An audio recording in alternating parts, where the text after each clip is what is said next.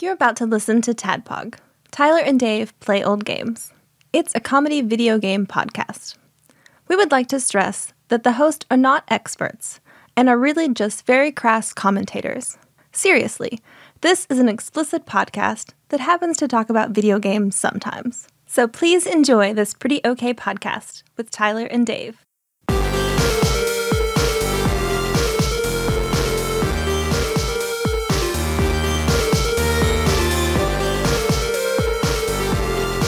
Hello, Internet, and welcome to another TADPOG podcast. It's a show that happens weekly where two old guys talk about old games. Yep. Yep. What's your name? Well, I'm Tyler. I'm your bearded host. I'm your bespectacled host, Dave, and I'm coming with a very important question. Okay. This has been bothering me for a long time. Mm-hmm. I don't think I've ever brought it up to you. I don't think I've ever brought it up on the show. But because today we're talking about Double Dragon 2, The Revenge, it's alphabetically what's next on the NES Classic. Okay, it features twins. The game features twins, Billy and Jimmy. Yeah, they get it right this time. Yep. Right. So here's my question about twins.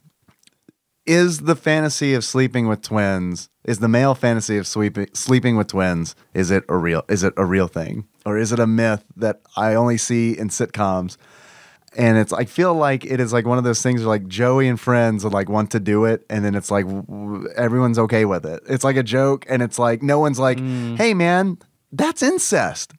Yeah, because but you said that, I was like, yeah, you're right. I have that's a thing. It's not my thing, but I've seen it. Like society tells me it should be my thing. It almost feels like society, like it almost feels like media is trying to be like, it's okay. It's okay. It's okay to make sisters fuck each other as long as they're fucking you too. All of Hugh Hefner's girlfriends look exactly the same. That's fine. That is totally very true. Fine. So I don't know. I don't know if that is a real thing. I don't know any whenever I guess when it's I guess more of a good thing is better. Mm-hmm. So I get the logic behind it, but it's also I would want the girls to interact. You would want them to interact, or you wouldn't? I think it'd be creepy if they interacted. No. I'm saying in the three-way, I want them to interact. So why would you want to be with twins? Oh, right. When it's not good for them to interact. Unless incest is your thing. Yeah. Unless that's your thing. Right. Then I get it. Is that...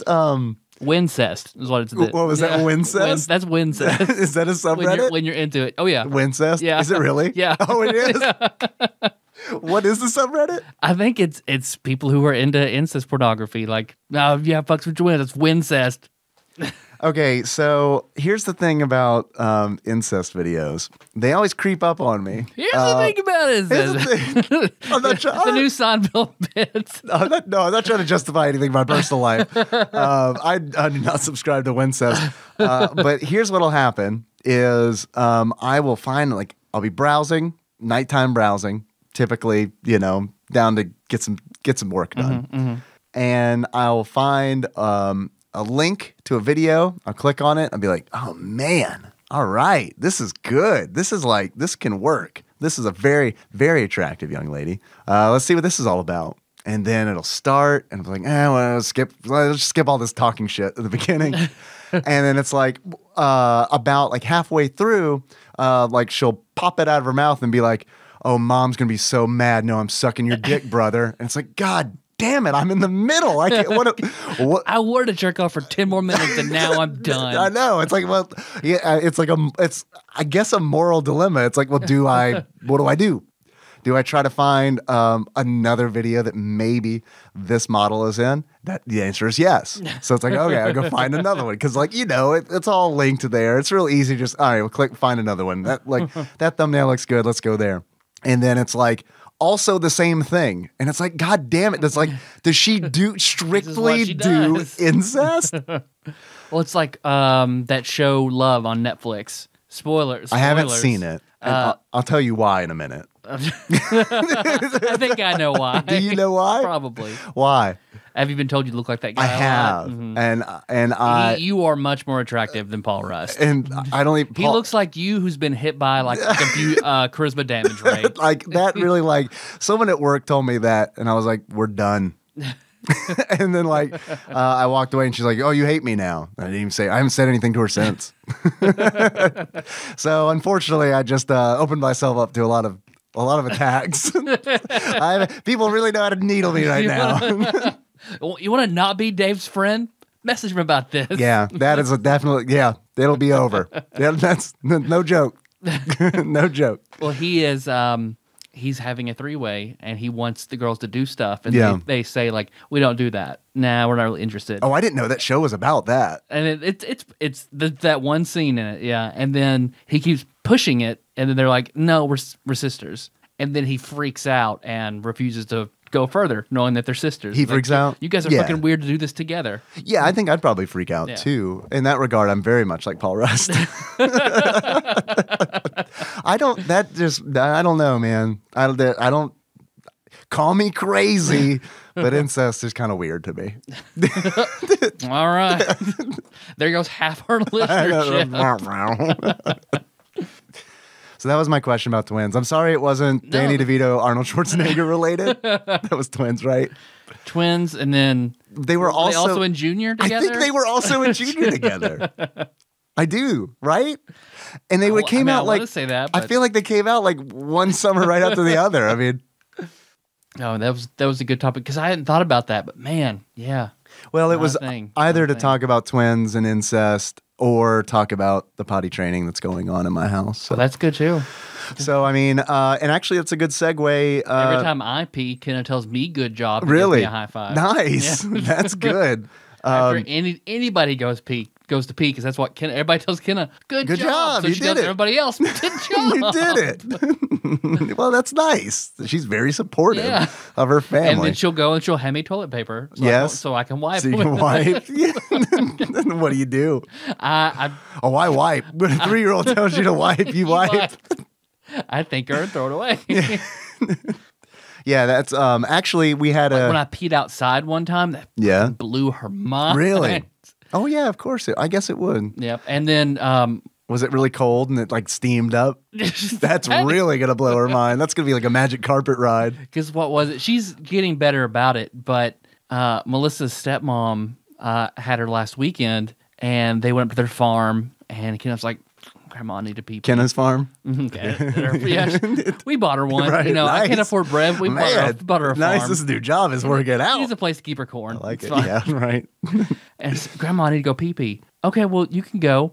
No, it's outside. You can go. It's okay. You can squat. You can go outside. We're a long way from a bathroom. No, I will not pee outside. My goodness. You do not pee outside.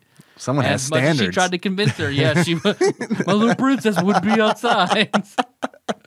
But she held it all the way home, surprisingly. I can't remember if I talked about this on the mic or not, or just with you or either. I can't remember where I was going. I was driving out of town. Did I tell you about the kid I saw on the side of the road? No. I was driving out of town and I was on I-24, the fucking interstate, and on the other lane with the oncoming traffic, the other lane on the left. On the side of the road is a Jeep or an SUV pulled over. A completely nude, like 8-year-old boy squatting down next to the road, and a very annoyed looking older woman standing next to him. And it was just like, I want to know what that story is. Because it's like everybody's looking. Like, I mean, it was busy, and it's like everybody's like, what the fuck is going on? Like, I don't know. I assumed that he had to poo and he could only poo completely nude. I was there. I could only shit when I was completely nude up until like I was 8 years old. You want to hear a gross story? Yes, of course I do. About how incest? I was little. Wincest. Wincest. Twincest. I'm sorry. What's the opposite of wincest, by the way? Just incest? Regular incest. Right? Rincest. Renaissance Festival. Incest. I remember we were driving. I was pretty young. I was like maybe five or six. Yeah. And we're driving back from Florida. We're in the middle of a stretch of nothing, and suddenly, like, I remember I have to go. Number one or number two? Number two. Womp and like I didn't know what to do. My parents didn't want to stop. So I remember Mom happened to have like you're the opposite of Kenny. You're begging to shit outside. Yeah. Yeah. Please let me shit outside. And they don't know what to do, and then they reach back in the back from like all the stuff that we had taken. Walmart down there. bag, please tell me Walmart bag. Pickle jar. Pickle jar. Please tell me there are pickles in there still. Like a few. Like it was a giant pickle jar. They take it and like the family eaten most of them. So there are just like 2 or 3 pickles in this giant pickle jar. Yeah. So Hamburger dill or bread and butter? Or bread and butter or something called? Dill spear. Dill spears. They're like, they hand you the jar. They're like, we need you to match the shape and consistency of the pickles that are in there. I accept your challenge. So I remember like setting it and putting it in the floorboard of the car. Oh, no, like on the hump? Yeah, and like moving it into the pickle jar. Did you like just like squat over it? It was like it was trying to disguise. Just like a turd in the middle of the pickle jar. They sealed it off, and then the next exit we finally got off at, they threw it in the trash can. So what is it? What is so somebody had to be very confused. What does Poseidon's kiss feel like when it's vinegar? It's like a menthol cigarette. Yeah. Oh, wow. Okay. Actually, that sounds kind of nice. I'm going to strictly shit in pickle jars from here on out. I used to like smoking menthols. Yeah. Yeah. I thought Melissa exclusively smoked. They're not good. I mean, cigarettes are not good for you, but menthols even worse. Are even worse. Yeah. I mean, they're not cloves or anything, but yeah, menthols are bad. Because I've heard like they're designed to like damage your mouth. I mean, I don't know exactly. It's just kind of one of those things I've always just heard. Like, I don't even know the science behind it. I don't know if it's true. I never looked it up. It was just one of those things where it's like I would take a drag of it and someone would say, those are worse for you than like normal cigarettes. And I'd say, yeah, I can pretty much taste that. I mean, my body's pretty much telling me that what you're saying is accurate. They were talking about it on last podcast on the left a little bit because like one of them had quit smoking. They were talking about how they had cigarette companies added things to make it more addictive. Oh, sure. And yeah. like fiberglass was added, and like that it cuts up your mouth when you smoke it, but that helps the stuff in the cigarette get into your bloodstream faster, and it's like menthol contributes to that in some way. Interesting. So I have no idea, and that's sad because as long as I smoked, I should have like done some research. But it's like one of those things where it's like I know it's bad, so as long as I don't do research, that'd be okay, right? It's like as long as I don't go to the dentist. Yeah, just acknowledging that it's bad is like probably good enough. Yeah. No. Oh yeah, I know. It's like loophole. Yeah, it's a bad thing. 5 more years, give it to him. It's fine. Yeah, right. So yeah, the whole potty training thing is going well, but I would like to use the potty training thing to segue into the fact that we had a guest host lined up who absolutely who had put some time in with Double Dragon 2: The Revenge as a child, and was going to be on the show. And that is Sandwich Pope Phil, our very own. It's been a while since we had him on. Yeah, since Zelda 2, I think. Yeah, you're right. And I thought about him because of the whole potty training thing. We a long time ago, Phil posted on the Facebook page floor turd. We haven't talked about floor turd in a very, very long time. But when his son was potty training, he documented a floor turd, which is just a turd on the floor. It happens sometimes. It's probably still on the Facebook group photo somewhere. God, I hope so. If I can find it, I'll link it in the show notes at tadpog.com. But we had our very own floor turd this past week. This whole week has just been bottomless. Like, that's just how we're rolling right now. It's just like we're just bottomless. And did you put something on him because I want to go in it? Well, we kind of want to like nail down the whole like idea of this is where you poo and pee before we introduce the complexities of taking clothes off. Okay. Because he can't do it in time, So we had our very own floor turd, but the best thing about it, very proud. He today had a quote unquote tummy ache. And I was like, do you need to sit on the potty? Because like he kept going. Like I felt so bad for him because this is at lunch. I'm eating tacos while this is going on. I'll eat a taco. And like he'll go over to his potty and sit down. And then it's like I can see his belly like moving. It's like, oh man, he is having a hard time with this. He can feel it coming, but he doesn't know what to do. And then he like would stand up and then turn around and look in there. Nothing in there. Then he'd go and play. And like while he's playing, he's like just like grabbing his ass, just like kneading it. And it's like, because by the way, he's been like constrained in diapers like his entire life up until this point. Yeah. And now it's just all free. So it is like 100% of the time, he is like simultaneously pulling on his dick and like he's got his hand like halfway up his ass. I mean, it's just like, and it's like, we don't say anything about it. Like, Are you 2 or 40? Come on. no, come on, man. You got to give that some rest. But I mean, my mom earlier today said something like, yeah, he's been pulling on his penis a lot, but he'll grow out of it. I was like, no, he won't. I can guarantee you he will not grow out of it. So yes, he's going back, and like he kept going back to it, sitting down on it, nothing's happening, getting back up, playing for a little bit, coming back to it, and the whole time I'm thinking is like, okay, he's like, and he's in a lot of pain. He's saying that he's got a tummy ache, and it's like, man, I don't know what is going to come out of him, but whatever it is, I fucking hope it comes out on the potty. Thank God it did. Yeah. This is like, I know he's a human, but he's 2. But this was like a human-sized delivery that he left. I mean, it was like looking at it, and it's kind of one of those things where it's like, you want to praise him for like, yeah, you did a good job, super duper pooper. But my mind is like, I'm just screaming internally because it is like the biggest fucking like, it was like the size of a burrito wrapped in aluminum foil. I mean, it was like just this bizarre, like, and not like not a consistent shape or anything. So there we go. And then it's like, it's like a witch's arm. Yeah, it's like Wirt's leg from Diablo. Quick, Nikki the Herodric Cube. Stay a while and listen while we banish this turd to the plane of fire. But yes, it's very much a situation where, I don't know, every day's kind of a gamble now. Mm-hmm. And it's like he'll get done, like today when he got done shitting, it's like he just immediately wanted to run off and like sit on the couch. It's like, no. We're trying to teach him like process. Yeah, exactly. And we don't want to get trapped in the we don't want to get caught in the wiping trap. Mm-hmm. So I made the suggestion where it's like, okay, whenever he does something, let's have him try to wipe. Let's just have him try to wipe his own ass. Which, doesn't go well, but it's like we're trying to get him into the habit of doing it. Sorry for dad talk, everybody out there who doesn't like it. But you know what? We're dads. Fuck it. So he wipes, and the whole time I'm thinking while he's wiping is like, we have to wash his hands immediately because it's like he has no idea what he's doing. He's just in there, just like whatever. Is this what you do? I know, it's totally, and it's like crazy because it's like it's so weird to think about.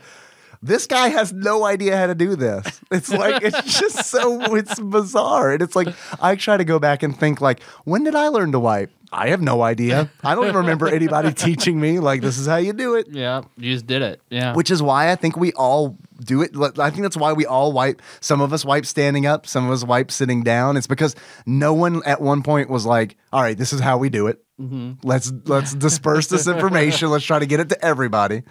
So I think we should try to raise money for a PSA. Yeah, okay. I'm down. We need to scientifically figure out the best way to shit, the best way to wipe, and then buy a PSA. That's a thing we can probably do. Yeah. Okay. We have the power. I'm down. Sure, we do. We can film one. It's if fine. Impresario Tony will do some scientific research and tell us scientifically the best way to wipe, and then we'll consult religious leaders and find out spiritually the best way to wipe. Yeah, and then we'll find the happy median, and then we'll order a PSA. All right, I'm down. Get Mondo in on it. $700 goal. Make the pooping PSA. I think we need more than that. $1,000. There we go. $1,000 and we'll do the pooping PSA on patreon.com/TADPOG. Yeah.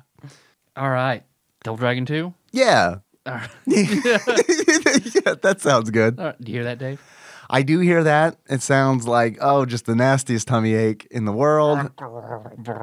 It was going to be either that or incest related, and I decided to go with the potty train, which of course ushers in a segment that we like to call Dave reads from Wikipedia and says things in a racist Japanese voice, because that is definitely going to happen, because I don't know how to pronounce some of this stuff. Okay, guys. Double Dragon, Roman numeral 2, : The Revenge, parentheses, NES video game, Double Dragon 2, The Revenge, or as it's known in Japan, Dabaru Daragon 2 za Rebenji. Yeah, that was good. Is a side-scrolling beat-em-up produced for the Nintendo Entertainment System in the end of 1989. It is the second Double Dragon game for the NES and was published in North America by Acclaim Entertainment. This might actually be the first time in my life I ever saw the Acclaim logo. That's not in Wikipedia. That's just my own commentary. The game shares its title with the 1988 arcade sequel to the original Double Dragon, using the same promotional artwork for its packaging and having a similar plot. But the content of the two games are otherwise drastically different. The NES version of Double Dragon 2 was directed by Hiroyuki Sekimoto, who was the co-director of River City Ransom, with the arcade version's director Yoshihisa Koshimoto taking a supervisory role in the game's development. That's pretty much the first paragraph of Wikipedia. I figure we can probably handle the rest. Yeah. I guess I want to also say that Phil was supposed to be here, but Phil is not here because he was like, I'm going to take pictures of teenage girls. I'm like, all right, Phil. That's what you got to do. Yeah, well, once again, we're fucked by children's sports games. Yep. I feel, it's like we bend to the will of children playing sports on the other side of the country. It's affecting our lives. I told Phil, I was like, man, I've never cared so much about, I guess, high school Phil, soccer. Get a job that conforms to our schedule. Please, can you please do that? It's literally the least that you could do. We ask you to be on this like once a year, so you should be free at any time that once a year is going to pop up. To be perfectly honest, I was not flexible at all with our schedule. I mean, it was like straight up like, could we do like on the weekend? I was like, I think we're gonna do like a Patreon thing, which we did. We did the one chip challenge, which that's gonna be coming to Patreon soon. Another video. Can we share a little bit? Can we tease a little bit? Yeah, bump it up. Good Time Gatsby, yes, making her very first appearance ever on TADPOG in video format. Yeah. We've got Melissa on there with us too. You and me doing the one chip challenge. I don't want to say anything else other than one of us gets sick. Somebody gets sick. Yeah. So if you want to see one of us get sick, give us $1, patreon.com/TADPOG. That's good. That's good promotion. So Double Dragon 2. Double Dragon 2. Man, I'm avoiding this. I'm avoiding talking about this game. It's weird. It's weird. It's a side-scrolling beat 'em up. Sorta. Yeah, it sort of is. Yeah, that's a really good point to make. But I feel like most people on this planet, so especially listening to this show, is familiar with Double Dragon, right? I mean, Double Dragon is like a famous side-scrolling beat 'em up. It's famous. Yeah. And that also came out, obviously it came out on the arcade, and then it came out on the NES. So I don't feel like we really have to describe like what Double Dragon is, other than the fact that it is a side-scrolling beat 'em up with platforming elements. Yeah, a lot of platforming elements. And that I feel like always has been the downside of the Double Dragon franchise is the platforming. Yep. Like I do not think the platforming in any Double Dragon game is good. Yeah, I'm with you. Well, after I'd never played this one before. You've never played Double Dragon 2 before? I've never played Double. I think 3 is on the NES as well. It is, I haven't played that. 3 is, from what I've heard, the worst. I've never played it. That's what I've heard, So too. we should probably play that one at some absolutely. point. But so it's just further cements to me that the best Double Dragon is Double Dragon. You say it with me because I think you probably agree. Oh, the best Double Dragon is Double Dragon Neon. Yes. Yeah, 100%. Yeah. It's been argued in Twitch chat, the TADPOG Twitch chat, that Double Dragon Neon is great, but not a true Double Dragon game. And I think that is fair to say. And that it's good. And that it's, yes, it takes a lot of the things that are Double Dragon staples. And I feel like the designers were like, that's kind of garbo. So we're not going to do that. We're actually just going to make a fun game starring the characters that you know. Yeah. And it's going to be called Double Dragon. And it was fucking great. Like It's a really Double fun Dragon game. 4 was the other one that we played, the retro release of a new one. Yes. And that was awful. It wasn't great. I like this one better than that one. Do you really? I do. Yeah, it's kind of tough for me. It's really tough for me because it's if I compare the games side by side, I like 4 better. But if I take into account when both of those games were made, one of them was made in 1989, the other was made in like 2016 or 2017. Fuck, that came out this year, I think. It's clear that Double Dragon 2 is better because it's got a lot of time in front of another game. And this, I mean, looking at it and playing it, I don't think it's a terrible game. I don't like it very much. But it does Double Dragon 1 is just, on the NES, it's just one player. And it's the same thing. Like the NES was capable of all this. This looks so much better, and it's 2 players. And Double Dragon 2 looks better than Double 2, Dragon 1. Right. I feel like aesthetically, like it is several notches above Double Dragon 1. I haven't played Double Dragon 1 in forever. I had it on DOS, and I beat the DOS version. Yeah. I don't know, honestly, this is crazy. I don't know that I've ever played it on the NES. Oh, okay. Also, this is crazy too, because I feel like I'm gonna bitch and moan about this game probably a lot in this episode, but I do kind of want to play all the Double Dragon games. I'm with you. Like just to play them and experience, because I don't think they're great, but I do think they're important. I think we should Double Dragon, all the Battletoads, and then Double Dragon and the crossover, because I've never played the crossover or the crossovers. I know there's one on SNES. Okay. So I'd like to do that too at some point. It makes this Double Dragon kind of makes me sad because I really like the beat 'em up genre. Mm-hmm. I think it's fun, but Double Dragon always inserts horrible platforming segments into their games. It feels like it happened in 1. It wasn't as bad as it is in 2. Oh, they really played up in 2. Yeah, there's a lot of nasty platforming in this game. And the control, I feel like the controls they're very strange. They're very, very strange. Yeah, and they're different in 2 than they are in 1 and 3, from what I hear. Yeah. Because it's like your control scheme is determined by which way your character is facing. Mm-hmm. So, like, if your character's facing right, punch will be the A button. But if your character is facing left, punch will be the B button. Mm-hmm. So, and the other button kicks behind you, right? Which I can appreciate, like a way to attack at your back, right? And I do think that is nice because in Double Dragon 1, you can also kick backwards, but it's not as easy as just hitting a button. Yeah. Like you have to input a command. So that is nice, but it's also kind of confusing. Jumping is pressing both buttons at the same time, right? Which I think is incredibly clunky. It sucks, but I don't know a way around it, honestly, because it's like up being jump. Well, is what I prefer. But see, up will only work on strictly 2D levels. A lot of the beat 'em up levels in Double Dragon games. I see what you're saying. Are multi-lane. So it's like pressing up just makes your character walk into the background, and pressing down makes them walk into the foreground. So there are strictly 2D segments in Double Dragon games, but those are typically the platforming segments. Yeah. That's how you know you're in trouble. When you are not able to change lanes in a Double Dragon game, that's when you need to get worried, because you're about to do some fucking horrible platforming. Mm-hmm. I can see the appeal. I appreciate, especially it seems like on the Nintendo, like all the things with 2 after it. Those are the experimental ones. Those are the different ones. Those where they really change it up. Yeah. And it's either good or pretty bad. Yeah. And it's... Which I guess that's the way our Risk goes. Yeah. You know? And it's usually polarizing. I feel like 2s are usually polarizing for the NES. You either love it or hate it. I loved this game as a kid. Yeah. So it was really hard to go back into it as an adult and absolutely not really enjoy it. It's kind of weird because it's like, I didn't really enjoy it, but I do kind of want to beat it still. It's like one of those games where it's like, it's not a terrible game. It's just a game that you have to like learn the tricks. It's kind of like I feel like it's like an arranged marriage where it's like, I could learn to love this game if I absolutely needed to. I could learn to love it, but I don't right out the gate. I never beat it as a kid. I have early memories of playing this game with my cousin David.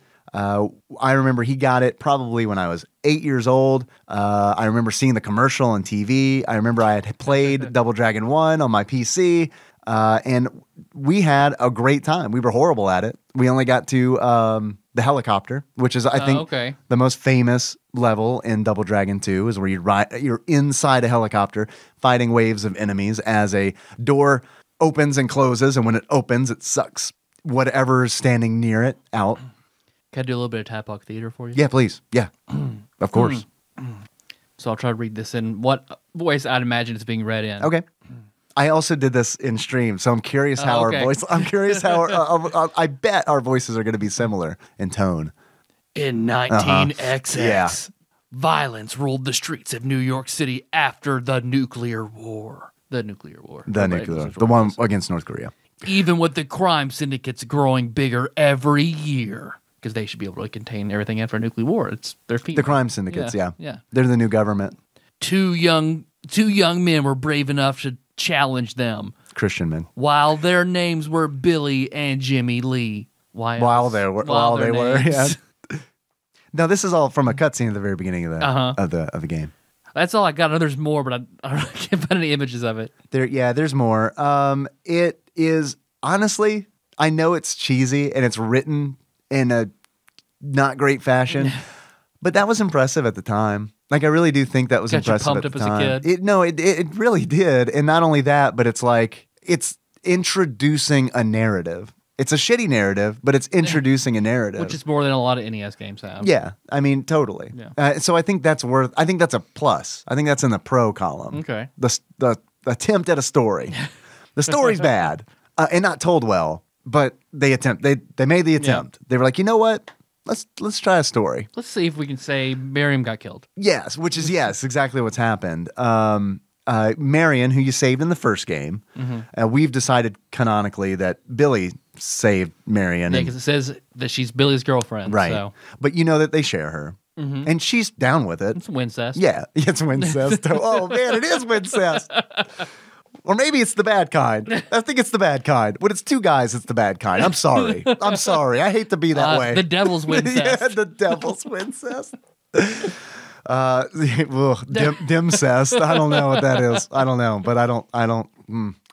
Yeah, maybe it's because I'm a man, and the fact that just three men writhing around. See, I don't know. We're here, like, do you want to like be? What's the term for it? The meat in a twin sandwich. Spit roasted by like twin boys. Twin roasted. So yeah. you're getting the exact same on both ends. Right. I don't know if this is a real term or not. I would be very surprised to hear a woman say like, "Oh yeah, that'll be fine." I mean, I'm sure. I don't know. It's out there. I'm sure it's out there. I'd be surprised too if someone like admitted it to me. But yeah, I mean, like, I don't think like. Yeah. Are you a twin? No. Then no. Then no. Right? Yeah. Exactly. So, do you think the term? Like, I'm familiar with the term "spit roasted." I have not checked Urban Dictionary, but if we were to look up "shit roasted," do you think it is the same thing? Just instead of one hole, it's in the other hole. It's in the back hole instead of the front hole. Shit roasted. That makes sense. Yeah. All right. If not, let's see. Bro, we totally shit roasted. We totally shit roasted that male twin. That's, I guess, the only option with a male twin would be to shit roast them. Yeah. Or to make a whole new one, but that's a different matter. Yeah, we don't want to do that. Nope. Yeah. That's like I think that's like some Human Centipede level. Yeah. So Marion is dead. She's been killed. And now we got to go get our fucking revenge. Yep. That's what this game is about. Yep. This game is about getting our revenge. Because there are also special moves we didn't really talk about because I never used one. They're hard to pull off. There are special moves. There's an uppercut. And there is a flying knee attack. Both of these you have to do from a crouching position, and you have to time it perfectly. And I feel like it is difficult to time, but they are devastating. So there's a trade-off there. Most of the time when I try to do it, it was just like I would crouch because you can't just press down to crouch because, like we said earlier, you got to press down and it brings you to the foreground. So the only way you can crouch is after a jump. So what that equates to is me jumping around a lot to try to like initiate a special move. Because it's like you uppercut and you flying knee from that crouch position. And if you, never mind. Well, I was going to do a whole national anthem thing, but decided not to. The flying Kaepernick. That's when you kneel and then you do the flying knee. Right. And it causes a big fuss. All of a sudden, everyone cares about fucking football. Yeah, the flying knee, the Kaepernick knee makes Mike Pence flip out. That's what you do. The Kaepernick knee. All right, well, just fuck. I should have gone for that joke. I like how you riffed on it. So yes, I ended up jumping around a lot trying to do these moves. And then there's also a cyclone kick that you can do where you jump straight up into the air, and right before you hit the apex of your jump, you hit an attack button and you spin around in the air with your leg out, like Ryu or a ballerina. You can take your pick. Yeah. But it's in the air. I mean, because we played this, nearly beat the warrior mode, because this is one of those games where you have to beat the hardest mode to actually get to all the levels, beat the game. Fucking hate that shit. Yeah. You have to beat it on... Supreme Warrior? Or it's Supreme Master. Yeah. in order Practice Warrior and Supreme Master. Right. And the farthest I got, because I played on Warrior, the farthest I got was, okay, so there are supposed to be 9 missions. You're cut off at 8 if you don't do Supreme Master.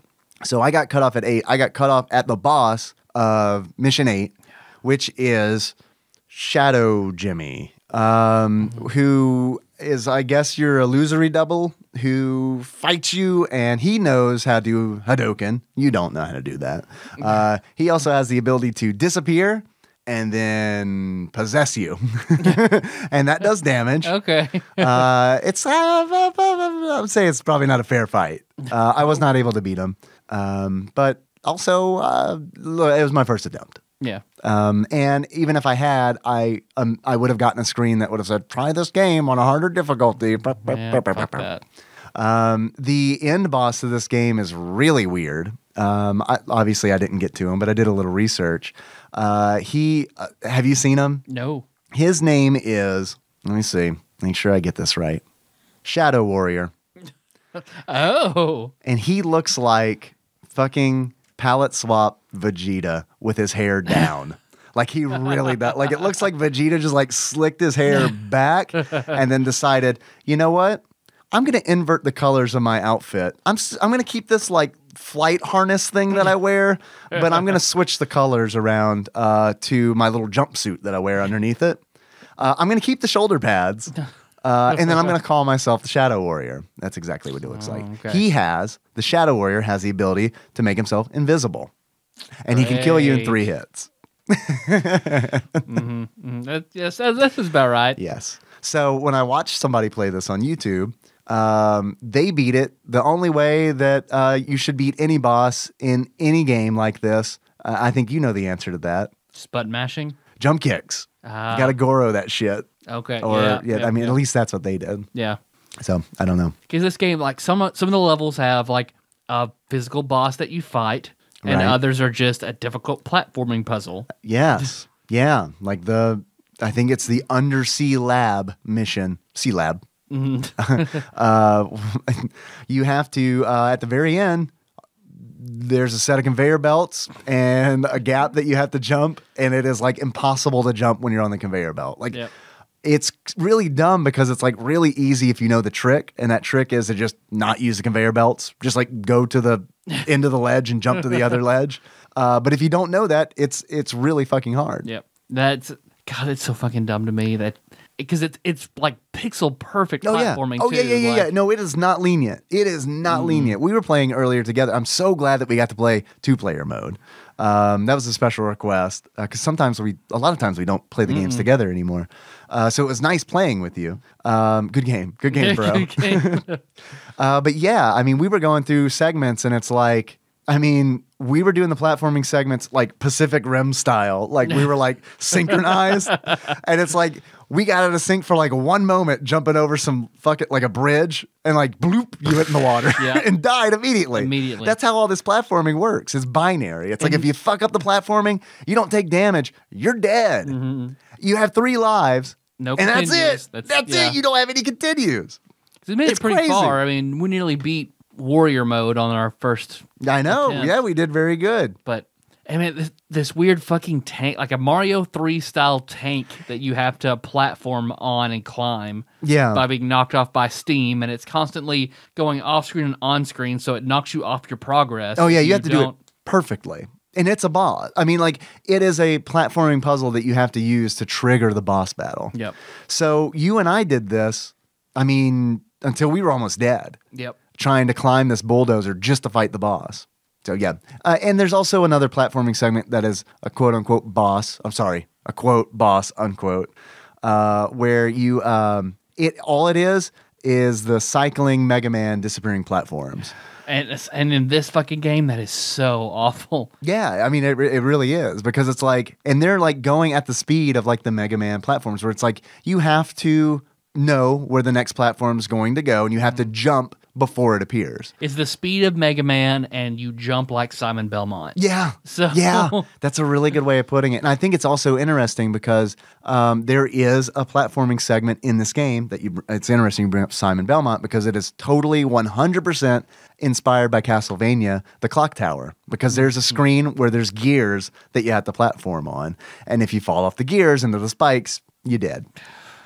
Meanwhile, one rogue spike will like jump up a la Mario Flame that you have to avoid. Yeah, because we were playing I Lost My Final Life whenever we were simultaneously like jumping across the disappearing platform. I was half a second behind you, so I got hit by a falling flame. Yeah, you got hit by flame. Dead, Yeah, you died. Yeah. Well, look, man, I got to be honest. I thought you did very well. And I thought that I thought the first time I played the game. Yeah, I didn't play this one as a kid. I thought you did very well. Yeah. Thank you. You're welcome. I think you're a double dragon natural. Is what I'm saying. Oh, yeah. I think you should hone this skill. I got double naturals. Yes, Yeah. you've got raw potential. Was that a double dragon pun? I liked it. Yeah. Oh, man. I've got a few other gripes. Please. So in this game, there are weapons.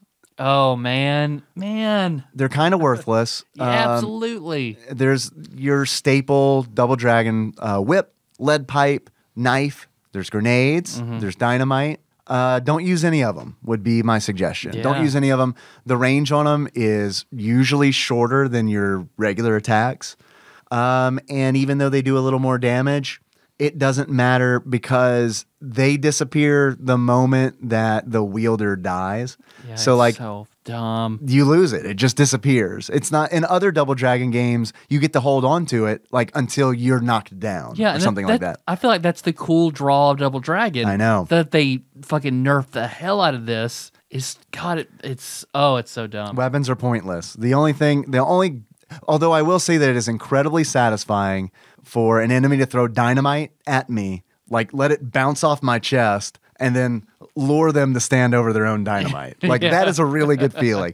The only other honestly, it's on the same level as knocking an enemy off of a platform and like killing them instantly. Like that feels so good because I know the pain of like failing a platform obstacle and dying immediately. So it's kind of like, yeah, fuck you. Because I thought it was an interesting level early on when you're in the helicopter. Yes. Fighting, and the door will periodically open and suck everything toward it. Yeah, that's a cool mechanic. And that is, I think that is the biggest strength of this game is the set pieces. The set pieces that this game uses, like that helicopter. That's really cool. Like, especially in 89, that's really cool. Where it's like, it's taking the good part of the game, the brawling aspect, and adding another layer on top of it to make it interesting. And I think that's great. That's also where you're fighting who we affectionately called in the Twitch stream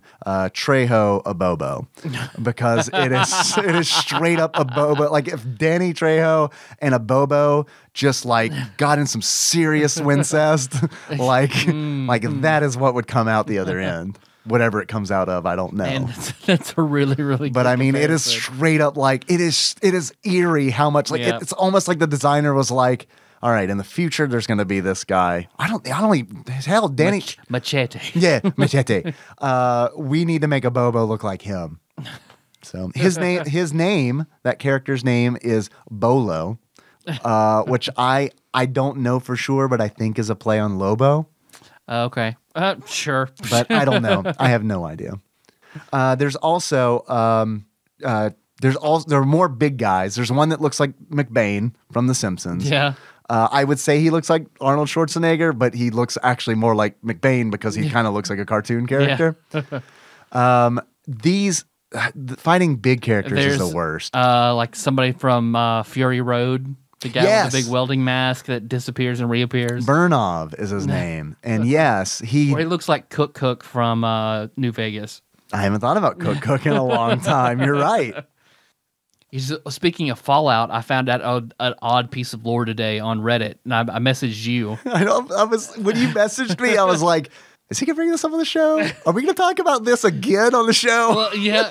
Just Are we because I'm surprised it exists. You don't want me to? No, we started. We got to finish. I mean, if I could ask you just one favor, if you could just shoehorn a Mike Tyson reference into this, that would be great. Okay. So that way we can make it topical. Current. Let's bring it to current events. All right. A fun thing in like any Fallout game is making a character with low intelligence. It gives you all sorts of funny like options for speech and because it changes your dialogue options, right? Because you're dumb, they're like, right? You'd say dumb things. Yeah. So like, I mean, I love that in New Vegas. Normally, there's part of the Robco factory, like there's their high security part. A robot will come up to you and ask for the password. So you can either go through the whole plant and find the password and tell it the password. It'll let you in without a huge, brutal battle against a ton of robots. If your luck is high enough, you can guess the password, which is ice cream. Or if your intelligence is low enough, you'll go, oh, ice cream, and get in. So all sorts of fun things you can do with Idiot that. Savant kind of like, Yeah. I've always wanted to play a character like that in Fallout. Yeah. And I think, honestly, the next time I play a Fallout game, I will do that. Because on Fallout 4, sorry to interrupt your story, but in Fallout 4, I gave up like 30 hours in because I just kind of got bored. But I do think if I was playing a character that was more fun and less optimized, I think I might have more fun with the game. Yeah, that's what I started playing back through was Lucky Arbuckle was my second character. Yeah. That was Idiot Savant. Try to make him look as much like a fat John Arbuckle as I possibly Perfect. Fatty Arbuckle. Fatty. Yeah, There you it go. just all works out. But in Fallout 2, I forget the kid's name. It's like a teenage genius chemist. He's the creator of Jet. Oh, the drug. I'm familiar with Jet from the other games. He's just a terrible, shitty person, and he uses Jet and its addictive qualities for his own gain. He's a complete piece of shit. But he's a companion you can get, and you have to use his skills. You have to put up with all his shit and use his skills to get. You can deal Jet. You can have certain options. Like Myron, I think is his name. But if you play a female character that has low intelligence and high charisma, he drugs you and rapes you. God. Like when I found out that was a thing that actually happens in the game, I was like, holy shit. Holy shit, in what way? I'm just curious because, I mean, like, on one hand, I can see that being like, wow. I mean, like, that's realistic, the right? The Fallout world is brutal. Right.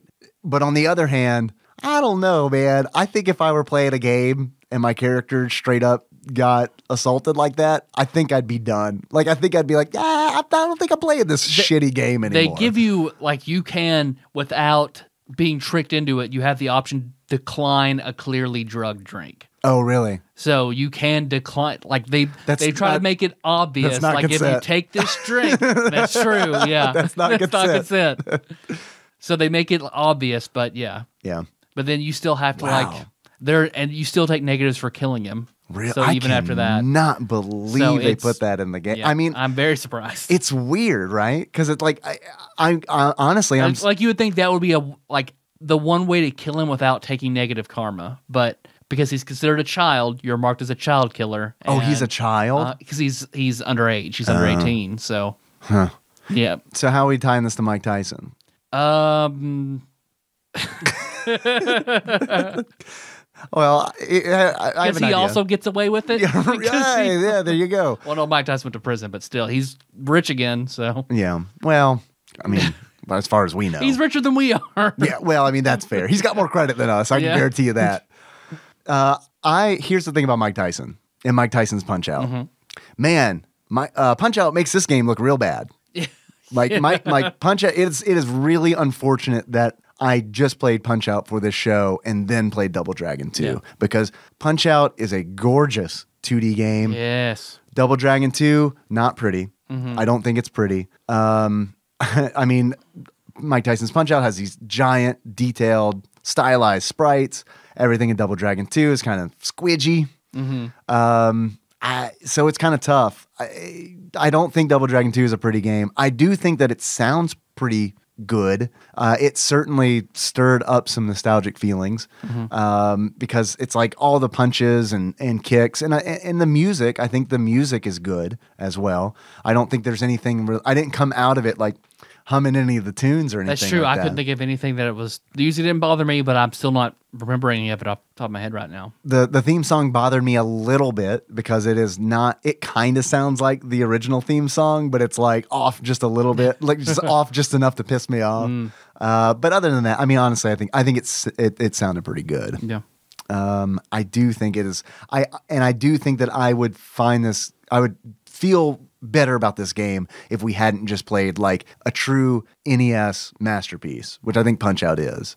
Yeah. I mean, yeah, absolutely. I think it showcases the NES. I think, Punch-Out I think is one of the top 5 games on the NES. So this I do not think is.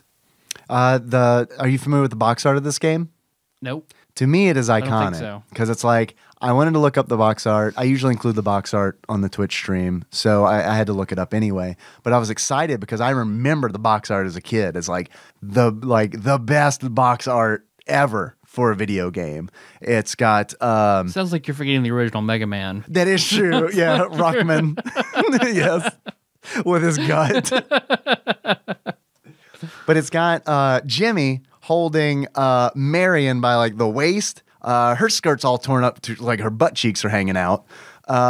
He's got, I know, right? That was like, wow. Like as a kid, especially, it's like, oh my God, can they do this? Welcome to the 80s. Hello, 1989. Things are really starting to happen. I don't know what's going to happen in the 90s. On the other hand, Jimmy's like catching a whip that Linda's lashing at him. He's got it wrapped around his arm, pulling her. And then you got Billy in front punching a dude. And I found the box art. And it is all those things. I do not know what talented high school student they got to do the box art. But I looked at it and it's like, it's weird, man, because maybe it's because I'm a designer.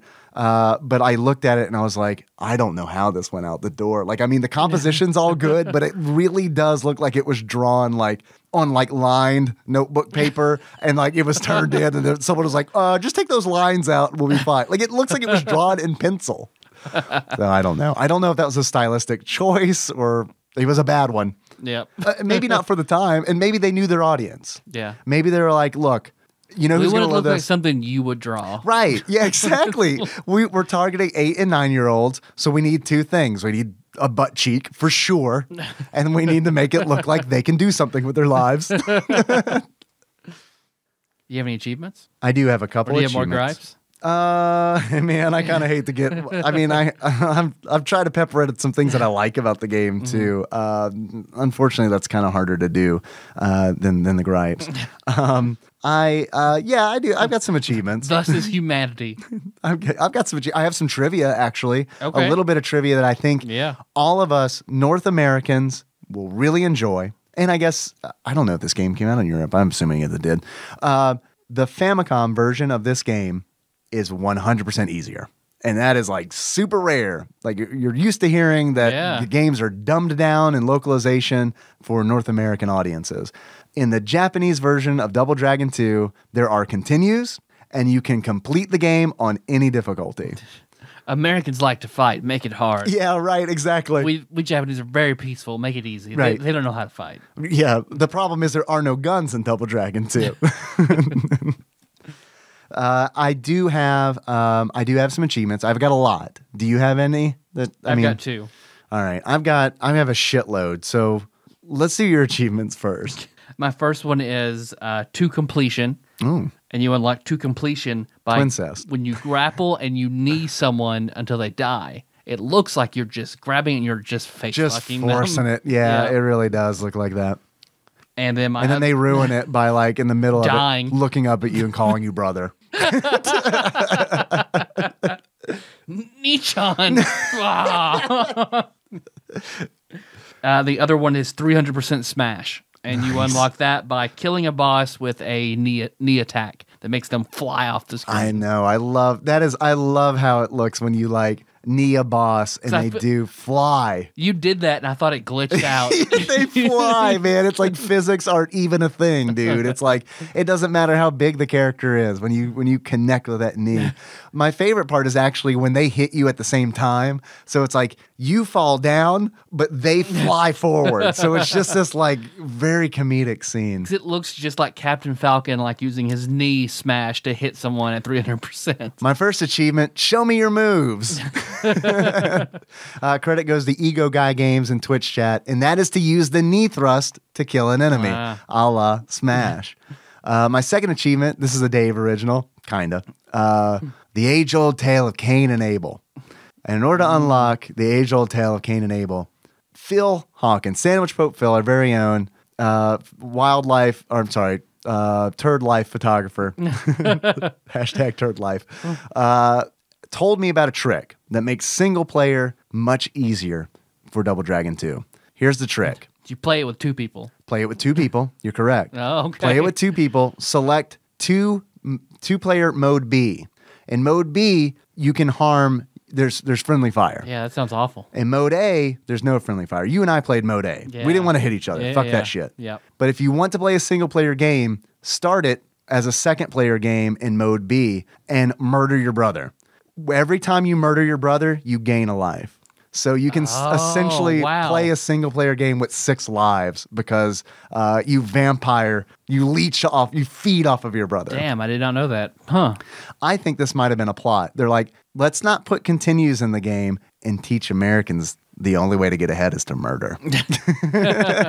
They did that Civil War thing. Have them kill their brother. Right, Make them stronger. Yeah, totally. We know they don't learn their lessons. No. No. I got a third achievement, and that is no ticket. And in order to unlock no ticket, you need to throw an enemy out of the chopper in stage 3. Gotcha. Next achievement, credit goes to Edgelord Kyle for this one. Sorry, but the revenge is in another castle. And in order to unlock Sorry, but the revenge is in another castle, you need to defeat Double Dragon 2 on easy or warrior mode, thus cutting yourself off from the true ending. And rescuing the corpse, Marion, who, by the way, comes back to life at the end of the game. When you defeat Kmart Vegeta, the description literally says an angel comes down from heaven. And then Marion comes back to life. All right. And then from what I understand... You found all the Dragon Balls. Right, yeah, exactly. From what I understand, I haven't played Double Dragon 3. Marion is the boss of Double Dragon 3. So you should have just left her dead, is my point. She came back wrong. Yeah, really. Yeah, totally. It's like Full Metal Alchemist style. Yeah, she's homunculus. All right, now I'm in. I'm in for Double Dragon 3. Let's do it. And then the last achievement is At Least I Didn't Die. And credit goes to Sandwich Pope Phil for this one. In order to unlock At Least I Didn't Die, you need to fall from the Mega Man disappearing, reappearing platforms at the end of Mission 6 without losing a life. Because it is possible to fall and not hit the spikes. If you're lucky, you won't hit the spikes. And what you'll say is, I got to start over, but at least I didn't die.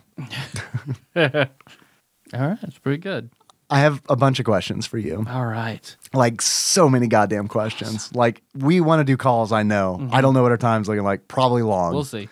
But here's my first question, and this is very game related. Does this game belong on the NES Classic?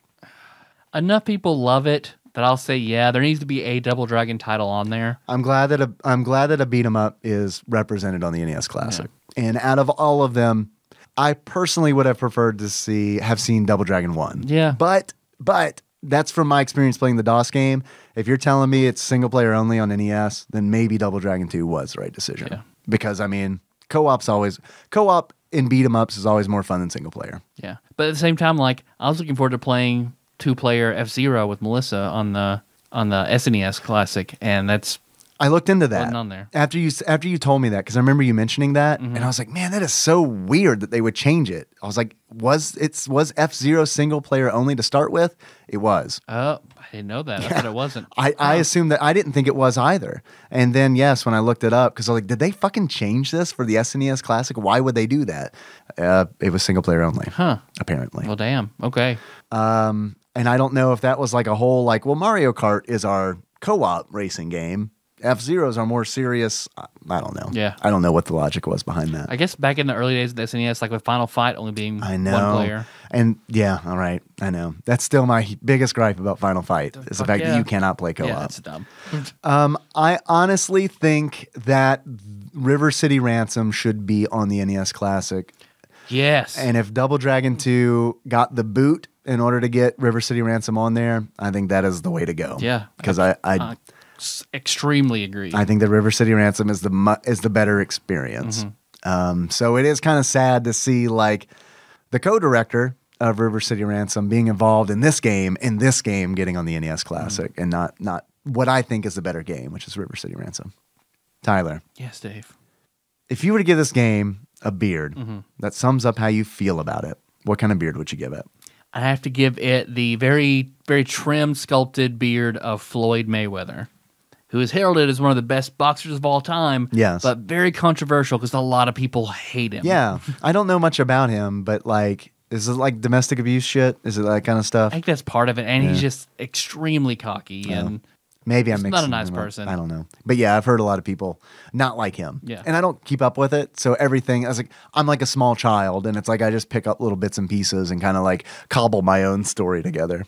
So this game just like sort of like Floyd Mayweather, like some people love it, like say it's something like the best brawlers ever, but some people just fucking hate it. So all right, Tyler, if you were to give this game a pair of glasses, that sums up how you feel about it, like on our very, very precise and scientific rating scale. Yeah. Well, what kind of glasses would you give it? The glasses of all the kids from John and Kate plus 8. Now that would be 8 kids. Is that right? Yeah, you're right. You're right. You got it. What's the reasoning? John and Kate plus 8. It's like watching that show. I watched a lot of that show back when it was on. I enjoyed it, but John and Kate are both clearly just horrible people. Yeah, horrible people. I mean, I don't know how they are off camera, but yeah, on camera they seem pretty awful. Yeah.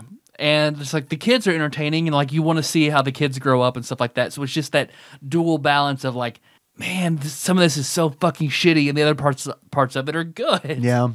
I have a confession to make. Okay, confess. I always found Kate like kind of attractive. She's not bad looking. Yeah, she's got the can I see your manager bitchy haircut. Oh yeah, she definitely does. But I don't know, there's something about that where it's like I don't love that, but you know, I also don't hate it. It's like we can make this work a couple times. You fuck that once or twice. Right. Yeah. You're right. Yeah. We can You're not gonna marry it. No. God, no. You're not gonna have 8 kids with it. But it does actually, it does break a cardinal rule, and that is don't put your dick in crazy. Because I always thought that she don't take crazy dick, because also John is also terrible. Yeah, right. Oh yeah, like John he's is worse, right? He is a like don't take dick from crazy. That's our PSA instead of how to wipe. It's you and me. What is that? Something Ed Hardy t-shirt. He's like a living Ed Hardy t-shirt at this point. It's like a Venom symbiote scenario.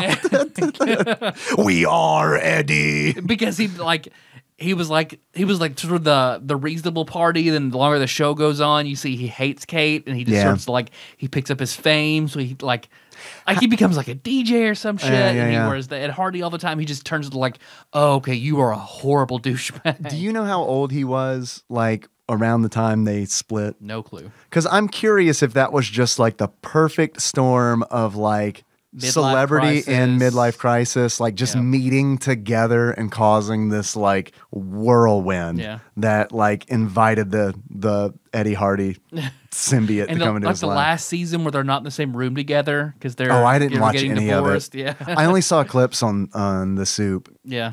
And I mean, I feel like I was like, that's good. That's all I really need to watch. I could do a whole Patreon episode over John's game. Really? Man. Do you think we could get one of the kids on the show? Probably. Like one of those 8 kids. We got a 1 in 8 shot. You want to come on this podcast and Dave will say he'd fuck your mom like once or twice? A couple times.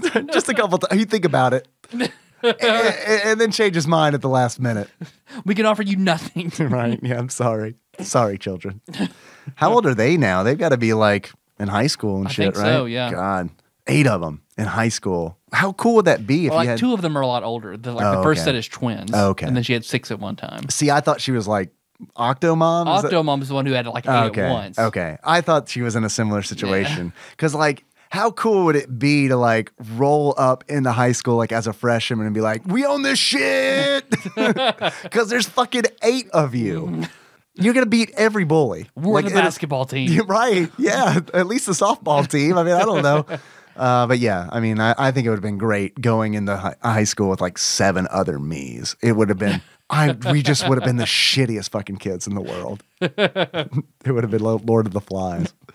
Tyler. Yes, Dave. I really enjoyed that. Yeah. Glasses. I really did. Thank you. I have another question for you. Right. And that is, if you were to buy this game, Double Dragon 2, The Revenge, used on Amazon, how much do you think you'd pay for it?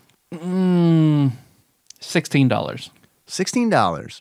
Tyler, actual retail value of Double Dragon 2, The Revenge, used on Amazon at the time of this recording is $11.20. Okay. They also have some new copies that are astronomical. Like, I didn't even think they were real. So I honestly didn't even type them in. Like, we're talking hundreds of dollars, to the point where it's like, I don't think anyone's ever going to buy this. No. You just want to list it to show up that you have it. Yeah, I mean, totally. I have like 10 more questions for you. I have 10 more questions for you. Yeah, we kind of talked about this a little bit before the show. We wound up, oops, double quizzes. Yep. For the Double Dragon episode. Actually, double quiz. Double. Sandwich Pope Phil was not able to make it. Hashtag turd photographer. So what he did was he submitted a quiz to me, which I would like to administer to you. Give it. Now, I want to go ahead and say right off the bat, I think that this is a difficult quiz. If I were taking this quiz, I would fail it. So I'm not trying to say you're going to do a bad job, but I'm saying if you do, I understand. Okay, we'll just attack Phil because he's not here to defend himself. Yeah, well, that's how we roll. That's Yeah. like our specialty. Yeah. We're like 2 fucking podcasting ninjas, man. We just come out of the shadows, abduct a poor man, and then force him to watch Wincest videos until he snaps. Until he snaps or learns to love it. This is your thing now. Go back out in the world. You're our Wincest disciple. Go. Spread the word. All right, Tyler, are you ready? Yes. This quiz is done Dave style. Thank you, Phil. I appreciate you keeping the spirit of the quiz alive. Number 1 of Double Quiz, courtesy of Phil. This 1991 action movie features Jean-Claude Van Damme playing long-lost twin martial artists reuniting after 25 years to avenge their parents' death. Double team. Double Impact. Double impact. Double Impact. All right. I didn't know that. Question 2. I remember seeing the trailer for it. Question 2.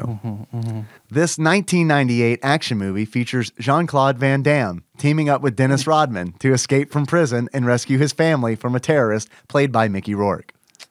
Double slam. Double Team. Oh, damn.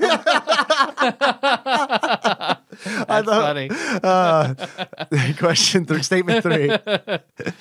This brand of chewing gum recently celebrated its 103rd birthday and began featuring twin spokespersons in 1939. Double mint gum. That is Double Mint Gum, correct. I'm going to cross that one off my quiz. Well, I might not learn. Okay, it's true. Question 4. Statement 4. This brand of chewing gum was invented in 1928 when creator Walter Deemer noticed his product was less sticky than regular chewing gum, thus able to create bubbles much easier. Double bubble. Double bubble is correct. Yeah. Also, I want to take a moment to thank Phil for wording the question where the phrase noticed his product was less sticky is involved because I feel like, all right, that's a cum joke. Has to be. Good cum joke, Phil. Statement 5. This William Shakespeare tragedy coined the famous verse, double, double, toil and trouble, and was referenced heavily in the Disney series Gargoyles. Macbeth. That is Macbeth. That is my favorite Shakespeare play. It's my favorite gargoyles type cartoon. Yeah, I get it. Statement 6, Tyler. This 1993 Halloween made-for-TV movie features Mary-Kate and Ashley Olsen attempting to save their Aunt Sophia from the curse of her evil twin sister, Agatha. Double Trouble? Very close. I'll give you half credit on that. Double, toil and trouble. Statement 7, Tyler. This 1986 Konami sports game was originally released in Japan under the title Exciting Basket and was the first arcade game to feature the American national anthem. Double Dribble. Double Dribble. Very good. I feel like Exciting Basket is definitely... That's the better title. I mean, that's a YouTube video that Henry has definitely watched. Like Exciting Basket, like Surprise Egg, Supreme, like he has fucking seen that. And the national anthem was probably playing because it's public domain. So, I mean, all right. Statement 8. This common platforming mechanic was supposedly first seen in the 1984 game Dragon Buster, which was originally released by Namco on the Namco Pac-Land 8-bit arcade system. Double Jump. Double Jump is correct, and kudos to you, man. How did you know that? Just said it was a platform mechanic. Double Jump. Oh, okay. I read that wrong. All right, very good. Nice. I'm impressed, man. I really am. That's impressive. You impressed me. I'm thunderstruck. Statement 9, Tyler. This 1994 action film written by Paul Dini starred Scott Wolf and Mark Dacascos as martial artists attempting to stop an evil gang leader played by Robert Patrick. Yeah, Double Dragon. That is Double Dragon. You see what he did there? He tried to sneak a sneaky one in there. Man, I know about Scott Wolf. I still think it's so bizarre that Paul Dini wrote that, because it's like, I really respect Paul Dini as a writer, like to the point where it's like, he had to have been fucking around on the Double Dragon script. Had to have. Yeah. Statement 10. This is Phil's favorite Double Dragon game. 2? Double Dragon 3, The Sacred Stones. Oh, okay. I'm going to scratch that question because I know he phoned it in at the end, and I'm going to replace it. I'm going to sub it in. Do a swap. Mm-hmm. Here's number 10. Here's the real number 10. What I just gave you was Shadow Jimmy. Now you're gonna fight the Shadow Warrior. Yeah. This was the name of the GameCube installment of Mario Kart. Double Dash. Double Dash. Yeah. Very good. Very good. I like that. I thought Phil did a very, very, very good job. Even when he wrote in the same, like where it sounds like the same question twice in a row. I know. I love the pairing. He really doubled it. Well, my doubles quiz is all questions somehow related to tennis a double. Doubles.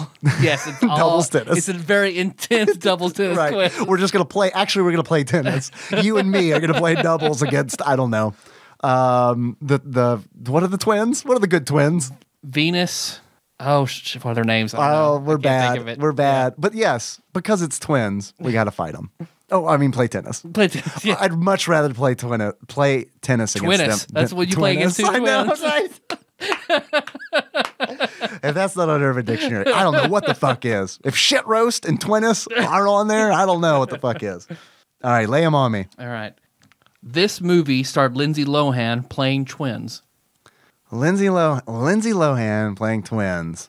Like she's playing as twins? Yeah, she's playing two characters. I'm stalling because I don't know the answer. It sounds like this. We talked about it a few weeks ago. Oh my God, why'd you have to do that?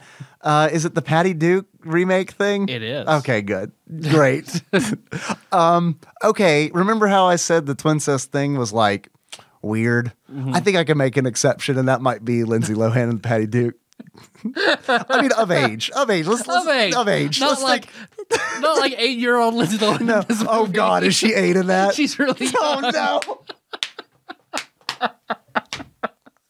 I don't normally do editing, but I'm sorry. That question and answers. You're gonna have a 9-question quiz. I didn't know that. I was thinking like Mean Girls, like age Lindsay Lohan. I don't even know how old she was in that. Please God, let her be over 18 in that. Oh, yeah, I'd assume so. Ugh. All right. Well, fuck me. The Parent Trap. The Parent Trap. Okay. The Parent Trap, of course. Yeah. Double your pleasure, double your fun is the tagline for what? Double mint gum. Yes. Double mint gum. You are correct. That one I know. I don't know if I can sneak a pedophilia joke in there, but I'll try. Sister featured this pair of twins. I thought Sister was. Oh God, what were their fucking names?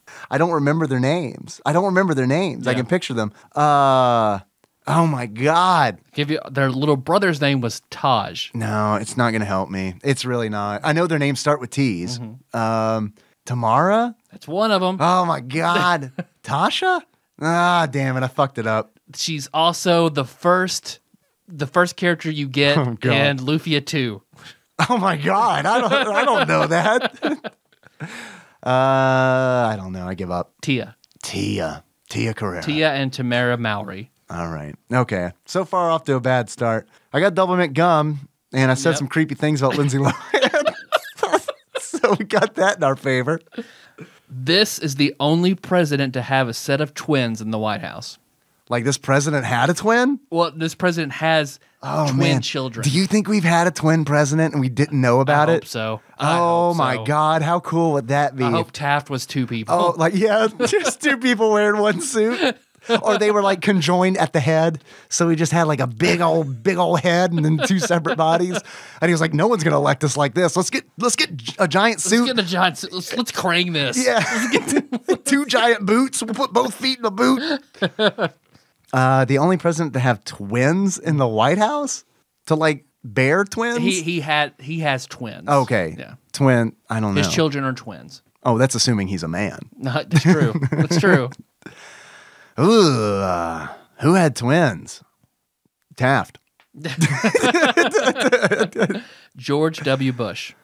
Jenna and Barbara Bush. Oh, they're twins? I didn't know that. Yep. I thought Barbara was his mom, though. She is. Well, that's why it's weird. really I weird. don't get it. I had no idea they were twins. Alanis Morissette has a twin What? named after this farm-bound cartoon duck. Wade? Wade is correct. I do not know president trivia. But U.S. Acres, I got that shit on lock. I'm going to do great on Cartoon Jeopardy. These twins actually created Facebook. Oh, the rowing brothers, the brothers that row together. Yep. I can't remember their last names. But yeah, they row the boats together in that movie. In that movie, yeah. I don't remember their last names. What is it? The Winklevoss twins. Man, how could you remember that? That sounds like a fucking Koopaling. 'Cause it's so Winklewash. weird. It's like the lost Koopaling, Winklewash. It's like they just gave up on composers. That's actually Bowser Jr.'s real name. Did you know that? Winklewash. Yeah. Mary Kate and Ashley Olsen have a third sister named.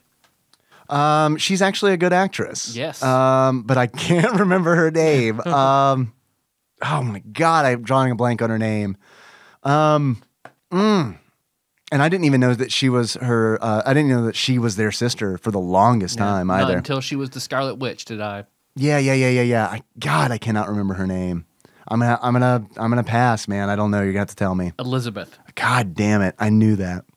Dylan and Cole Sprouse also had a sweet life under these characters. Cody's one of them. Yes. Zach. Zach Zach and and Cody. Cody. Yeah. We got to play that on the DS sometime, right? That's Yep. That's like the classic That's DS Corey game. in the house. Right? This Buffy character has a twin, and his twin played him in a few episodes. This Buffy character? I'm looking for the character's name. God damn, I am not familiar with Buffy. Yeah, The dude. actor or the character, I would take. I don't know.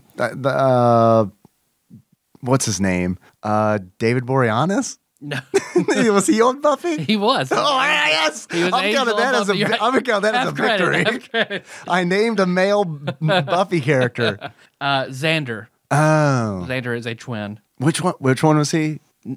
He was Describe him to me. Using dark hair, nerdy. using U.S. Acres characters. Describe He's the Wade of the Oh, Buffy okay. crew. Oh, yeah, I know who you're talking about now. All right, I got you. This Napoleon Dynamite actor has a twin named Don. Oh, God, no. I don't. I'm sorry, Dan. Oh, well, fuck, now I know. He has a character. He has a twin named Dan. Uh-huh.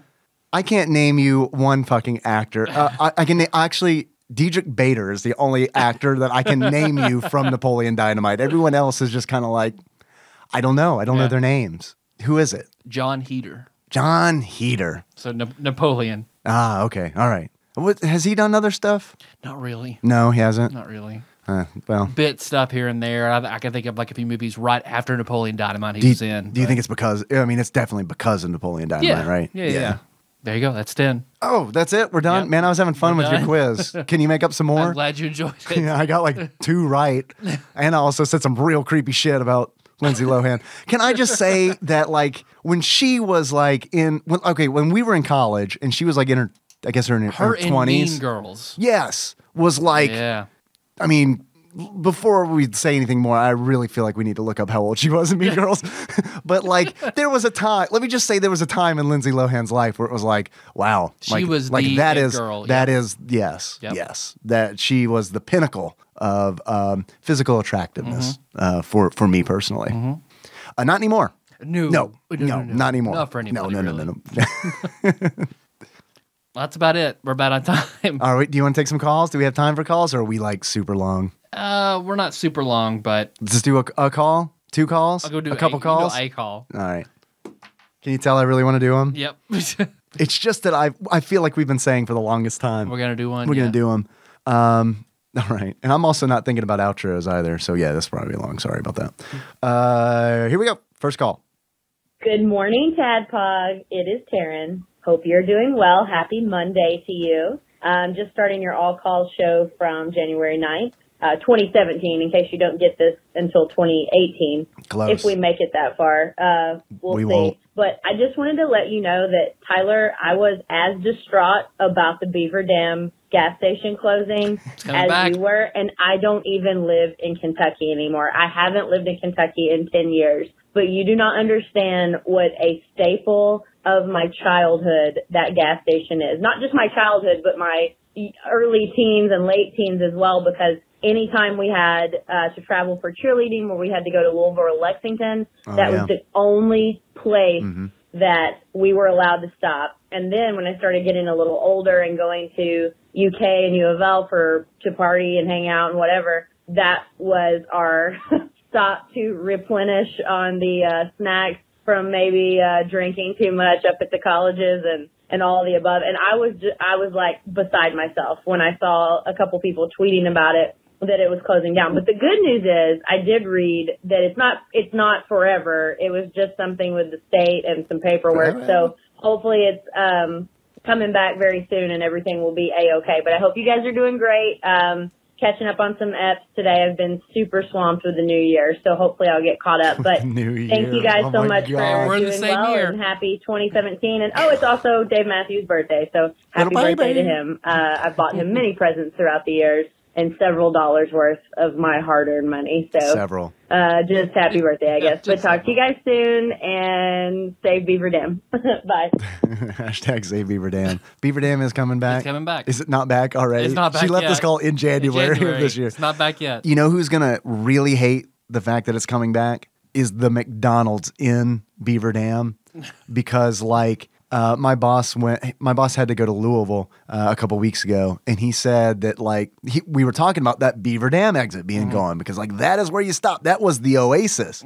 So he had to go and seek something else out because his family was hungry, and he found a McDonald's, and he said it was like this was on a Thursday at 2:00 in the afternoon. He said that McDonald's like was just jam packed with like all kinds of people from all around the world. They all traveled there. Yeah. Like it was Mecca. Famous Kentucky Beaver Dam Right, McDonald's. I know. Everyone showed up. They're like, what do you mean Beaver Dam's not here?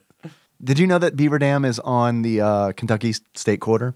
The Beaver Dam exit? No, it should be. It is not. It's perfect. It is not. You do another one? Yeah, I want to do another. Are you okay with doing another one? another All right, let's do another one. That was fun. Thank you, Terry.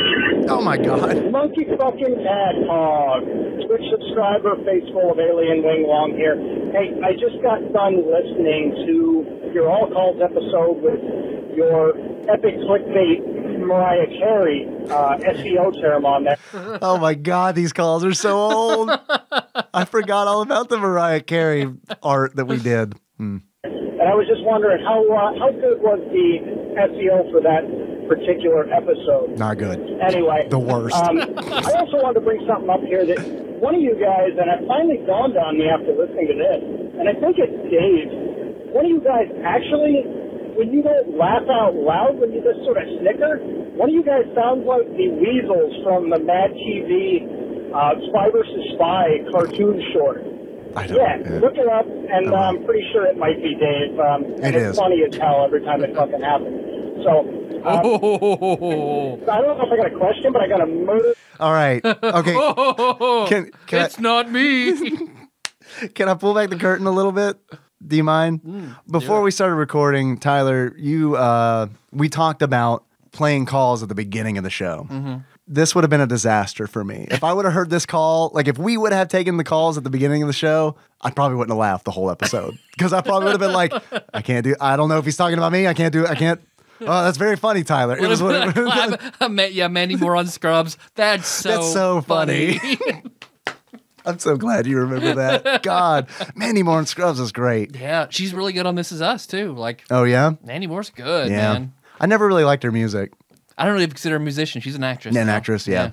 All right, sorry. Back to Faceful Alien, Wing Wong. I got a marry, death, kill for you. Or marry, fuck, kill. I fucked that up. I got a marry, fuck, kill for you. You did it Dave style. Final Fantasy IX with the monkey. Yeah, monkey fucking TADPOG. There you go.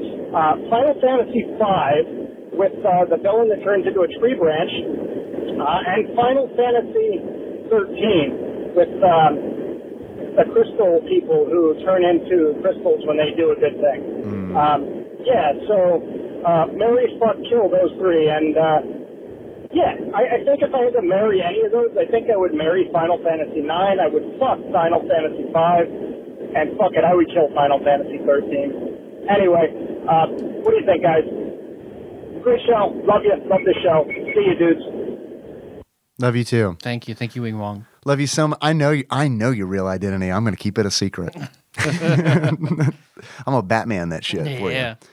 So what are we answering? Let's see if we'd marry, fuck, kill. I couldn't really understand the particulars, but I just heard Final Fantasy 9, Final Fantasy 5, Final Fantasy 13. All right, I got my answer. I'm ready to roll. Yeah, me too. All right, you go first. Or you want to do it together? Because okay, our answers are different. I don't know. Okay, all right. You go first then. All right, Final Fantasy 9. I would marry Final Fantasy 9. Yeah, totally. I'm with you 100%. Because that is a game that I have played. I like it. You know, I think it's a great Final Fantasy game. It's not my favorite. I would have rather I had my eye on marrying 6, but you know what? 6, I guess, it didn't work out. Yeah. It didn't work out with me in 6, so 9's my silver medal.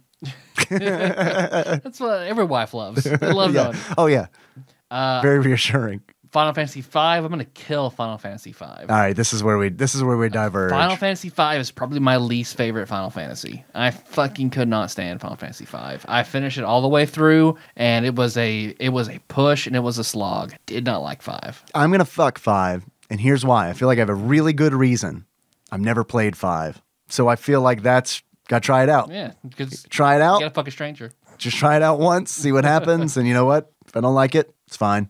Don't have to do it again. Yeah. I'm already married to 9. It's true. 9 won't mind. No. Just once. No, I keep 9 in check. Well, I'm going to fuck Final Fantasy 13. Yes? I played through 13.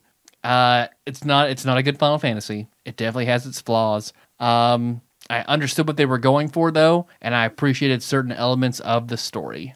I think you're a monster. So it has enough that I'd fuck it once. I did. I fucked with it once. I'm never going back to it. Yeah. So I didn't full on fuck it. I fingered it a little bit in the back seat. I did not. In its garage. I jumped out of that fucking game the moment I could because it was just like, no, man. I am killing Final Fantasy 13. Yep. I really hated that game. I feel like I need to go back to it at some point, but just to do it. But God damn, I did not like that game at all. Yeah. The characters were just super annoying. I don't know. They were just super annoying. Yeah, I get that. Maybe if I played it in I'm going to weeb out and play it in Japanese with English subtitles, maybe I could do it. Oh, because of Hope and Vanille's God, voices. the voices were just so fucking annoying. And it's like not only annoying, but like embarrassing, where it's like I wanted to turn the volume down so Nikki wasn't like, what are you watching? Because like I feel like any sane person in the room with me would be like, what are you watching? Is this like oddly like pseudo sexual children's programming? What are you watching? Yeah, you got it. You nailed it. Yeah. You nailed it. Got it. Got it in one. Got it. Throw in Parent Trap. I think that's good. I think so That's too. all right. We gotta close. We gotta Good question. close it down. Very good question. Thanks for listening, everybody. Find the show on iTunes, SoundCloud, Stitcher, and YouTube. So don't miss the next show. What's next? What's after this? Do you know? It's in the D's. Normally I do. I'll just leave it at that. Yeah, whatever's next in the D's. Normally or the E's. Dr. Mario, I think, is Dr. next. Mario. Well, we should do something else because we've done Dr. Mario. We've done Dr. Mario? On the on the SNS list, we did Dr. Mario Tetris. Yeah. But different game. Different game, or do you want to do a different NES game? Oh, okay, I see. So we don't have to skip on next. What I'm trying to do is stall for time for Final Fantasy because that's coming up, and I need to put time into it. Mario Odyssey is straight up like sucking the soul out of me in a very good way. It is like the like I can't look away from it, but it is killing me. Yeah. Like you texted me like on Saturday, and like I didn't get back to you until 5 in the afternoon because that's when I woke up because when it came to like 2 or 3, I was like, oh, he was up late. Yeah. Oh yeah. I was up till like 6:30 in the morning playing Mario Odyssey. God, that game is so good. If you own a Switch and you like Mario 64, get it. It'll be on my Odyssey. list for Christmas. It's so worth it. I'll let you borrow it if there are separate save slots, but I don't think there are. And I am straight up. I'm going for the moons. I'm going for 100% completion, which is why it's taken me so long. Yeah, no, I'm glad you're enjoying it. Man, it's so good. I recommend it. Well, do you want to do? We talked about doing Castlevania 3. Yeah. You want to try? Do you want to do that? You want to do another Double Dragon? You want to double up on Double Dragon? That's fine with me. I don't know. I feel like we were going to say the same shit. Maybe we should wait a year before we do another Double Dragon, right? Yeah. Yeah, I'm down for Castlevania 3. I know. 3? Yeah, there were people who were like excited to hear our thoughts on Castlevania 3. So yeah, and I've never played it. Neither have I. And from what I understand, it is like the basis of the Netflix series, which we talked about on a Patreon episode. Patreon.com/TADPOG. Yeah. All right, let's do it. Castlevania 3. All right, I'm in. Let's see. Hey, you want to send us something? You can send that to TADPOG Studios, care of Nicole Nance, P.O. Box 3785, Paducah, Kentucky 42002. You can call us if you want, 270-883-2555. If you want to be awesome like Taryn and face full of Alien Wing Wong, give us a call. Try to keep it under 3 minutes. We're trying to get back into calls. I miss the calls. Can I be 100% perfectly honest with you, Tyler? I have never felt so isolated from our listeners since like the beginning of the show, because it's like It's been so long since we've done calls that it's like it just feels like we've been kind of in this like isolation booth. That's true. For a year. That's very true. I'm ready to get these calls back going. Okay. I mean, I really am. I enjoy them. I think they're great. And we are paying the very expensive screening service. That's so true. It's a monthly fee. It's not per call. I know. So, So we really should use it. So yes, please call us 270-883-2555. You can find us on Facebook. We're at facebook.com/TADPOG. There's a lot of cool people there doing a lot of cool shit. You can find us on Twitter. We are at TADPOG_podcast. It's cumbersome, I realize. Thanks everybody for retweeting our episode announcements. It's a real big help. I'm sorry that there's not a lot of actual good content coming out of our Twitter account. That is essentially just an advertising machine for me. I think it is for a lot of people. I think it is too, but like what I hear is like the successful ones aren't that. Yeah. But it's just hard to like, Twitter's so weird to me. It's hard for me to like just get on Twitter and be like, how's everybody doing today? Hey, here are my thoughts. Yeah, look, here's a photograph of the. I mean, so I just don't know. It's weird that it's like, it's weird to me that like the quote unquote, organic unquote stuff that I would want to post on Twitter feels faker than the like, here's an episode we did, or hey, I'm about to stream a game. That feels more real to me than here's a picture of an elephant at the circus from when I was 8 years old. I hope you all enjoy it. That'd be good. I'm down for that. Damn it. Dave's childhood photo roll. Okay. Yeah. All right. Well, maybe we can dip into that. My mom's got plenty of shit, I'm sure. Here is a photograph of me terrified of a man dressed as Pluto. I think that's awesome.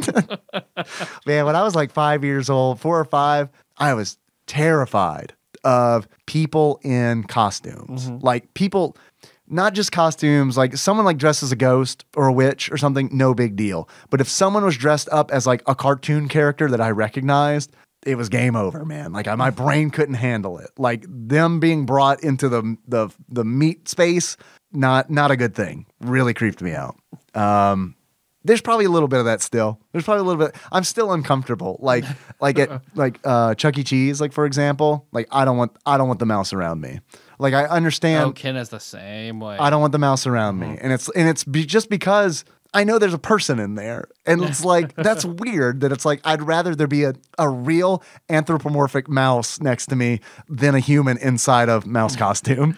I remember going with Good Time Gatsby and some friends to Chuck E. Cheese when we were like 16 or 17. You can't go in without a kid if you're under 18. So one of us dressed up like a kid. So she would like. He stood out there and like she sort of flirted through the glass enough to get Chuck E. Cheese to come out and take off his mask and like was like flirting with them, and he like went in and brought back out cheese sticks. Did you see? I don't know if this is true or not. You talking about Chuck E. Cheese? They're doing a Cheetos pizza. Have you seen this? No. I don't know if this is real or not. All right, let's go. So I know, right? We gotta go. Totally, 100%. You're on board? Yeah. Yeah. Yeah. We can bring our children as a ruse. I guess we can take the kids. Henry won't have bottoms on. He'll just be running around Chuck E. Cheese, dick in one hand, other hand up his butt crack. We're doing an outro. I forgot about that. You can also, if you want to, hey, did you enjoy this? If you did, we would really appreciate your money. If you donate like $1 to our Patreon, you get access to all the bonus episodes that we've done. You can do that at patreon.com/tadpog. We've done a shitload of bonus episodes. We've got the One Chip Challenge courtesy of Arizona Matt, a.k.a. Ben Caruth. Thanks for sending those in. And like I said, someone gets sick. Yep. And you probably want to see it. And you want to meet Good Time Gatsby. You've heard about her on the show. So I recommend you check it out.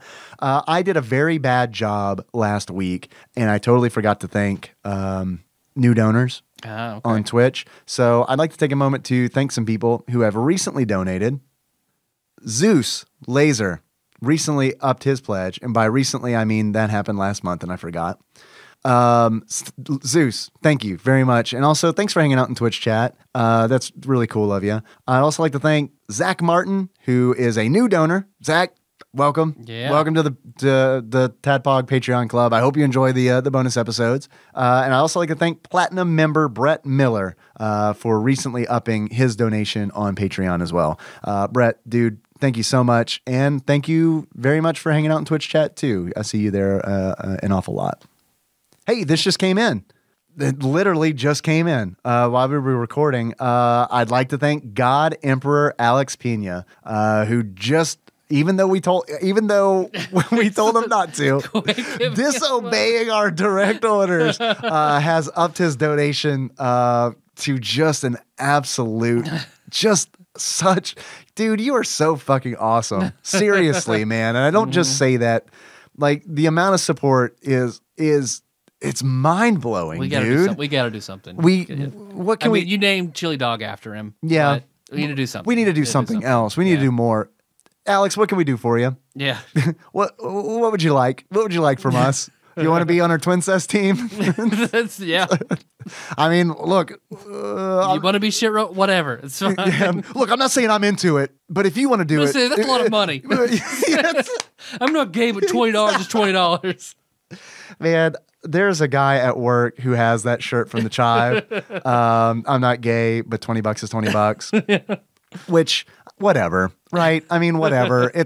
But what is funny is he's it was his Facebook profile for a while. He's wearing the shirt and he's at a distance. And what's great about that shirt is the largest word on the shirt is gay. So like the first thing you see when you see this photograph is him standing there in a shirt that says gay. And I'm not saying there's anything wrong with that. Obviously, there's not. But this is the kind of person who, like, if I have a feeling if they realize that that's like the first thing, he'd be like, "Oh, we got to change that immediately." I want to give him a "Make America Great Again" hat to wear while he wears that shirt, just so people's brains melt. What are you doing? Yeah, no, I like that. I like capitalism, dog. So, guys, thank you so much for donating. That's fucking amazing. And I guess once we need to set a goal. We need to set a goal and get our asses in some kind of portrait studio and get our photos taken with our waifu pillows and our tuxedos. Yep, you're damn right. That don't fit anymore. Mine is so. I mean, yours would be like pajamas on you. Do you remember the? Do you remember the boss in the Simpsons arcade game where it's two small guys in one suit? That's what like, and you knock one off. That's even better, man. That's even better if it's an ill-fitting tuxedo. Yeah, it will be. And the best thing is, Jacob of Wolf Fighting fame, like he has straight up told us that he cannot believe that we would do that as a Patreon goal. Because like, I don't know, Lord Dennis Robinson really wants us. I know. And the best part about it is like explaining it to Dennis, because like Dennis didn't know what a waifu pillow was. So, and I mean that's a good thing. I'm saying you're doing a good job, Dennis. But when I told him, it was like, oh yeah, we got to make this happen. What can we do? What can we do to make this happen? I got to see this. So yes, we need to set a goal, whether it's $500 to $600 a month. We'll get our asses. Can we decide right now? You want to decide right now? We got to push. We got to push. I think $600. All right, let's do it. $600. We'll have to come up with a $500 goal too. I think. All right, so there we go. It's settled. Yeah. Do we do anything else in the outro, or is that what we're done? Call us. Yeah, we did that. 2708, yeah, Okay. 883-2555. Then our theme song is moved by Sycamore Drive. Link to that track in the show notes at tadpog.com. Yeah. How do you even close this out, Dave? Like Mary Kate and Ashley Olsen, just the best twins in the world. Okay. So until next time, Tropical Capricorn. I was doing present day. See, I was doing Church of the Latter Day Ashley. I figured we could talk about twins. Okay. I don't think we have before. I've got a very specific question about twins. Okay. The movie or the Oh man, no, I haven't seen the movie in ages.